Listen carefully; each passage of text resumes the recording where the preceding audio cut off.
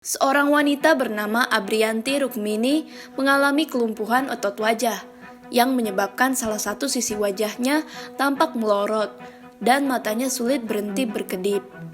Wanita ini membagikan kisahnya lewat media sosial TikTok.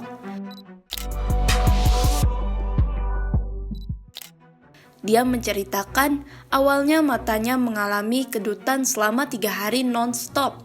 Kemudian dia merasakan mata kirinya sulit bergerak dan bibirnya miring ke kiri. Saat dirinya berbicara, bibirnya justru miring ke kanan. Berikut ceritanya.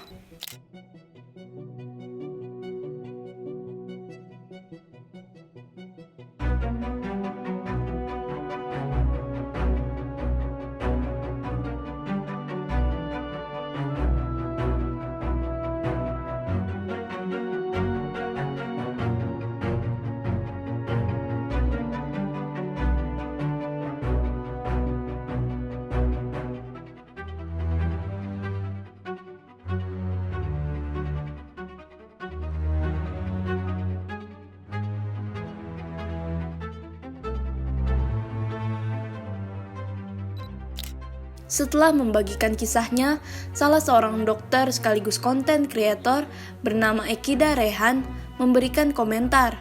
Menurut dugaannya, penyakit yang dialami Abrianti adalah Bell's palsy. Hal ini bisa dilihat dari kelumpuhan pada satu sisi wajah. Kelumpuhan tersebut ditunjukkan dengan perubahan bentuk wajah sehingga penderita sulit tersenyum dengan simetris atau menutup mata di sisi yang lumpuh. Selain kelumpuhan pada satu sisi wajah, gejala yang juga dapat muncul antara lain mata yang terus-menerus berair. Bell's palsy adalah kelumpuhan satu sisi wajah secara tiba-tiba, tepatnya di nervus facialis atau saraf cranialis ketujuh. Sisi yang terkena itu jadi nggak bisa digerakkan, terdapat perubahan rasa pada lidah, gangguan pendengaran, nggak bisa keluarin air mata ataupun keluar air liur.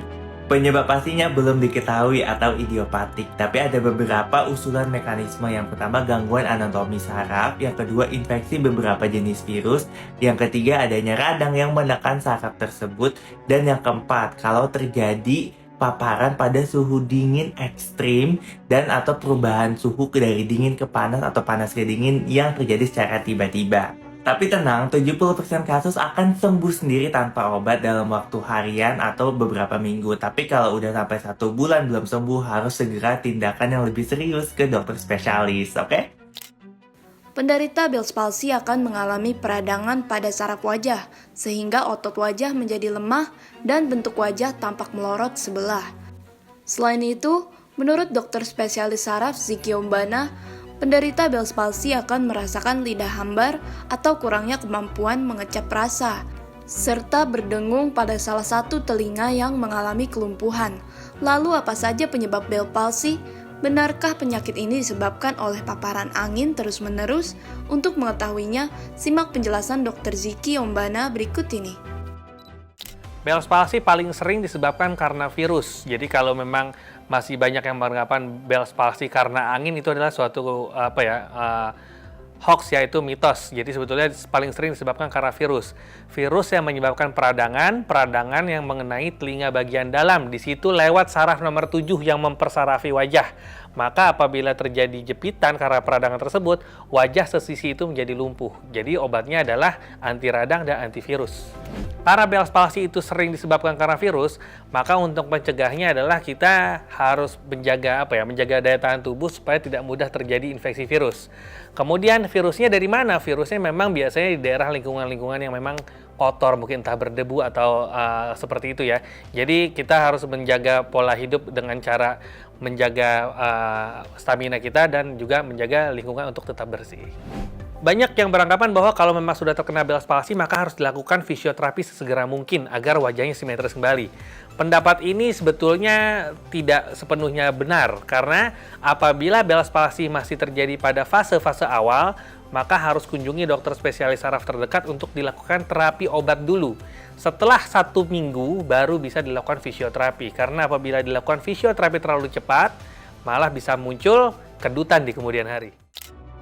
Walaupun sepintas gejalanya mirip stroke, Bell's palsy tidak sama dengan penyakit stroke, karena penyebab Bell's palsy adalah infeksi virus. Sementara penyebab stroke berhubungan dengan gangguan saraf akibat sumbatan pembuluh darah otak.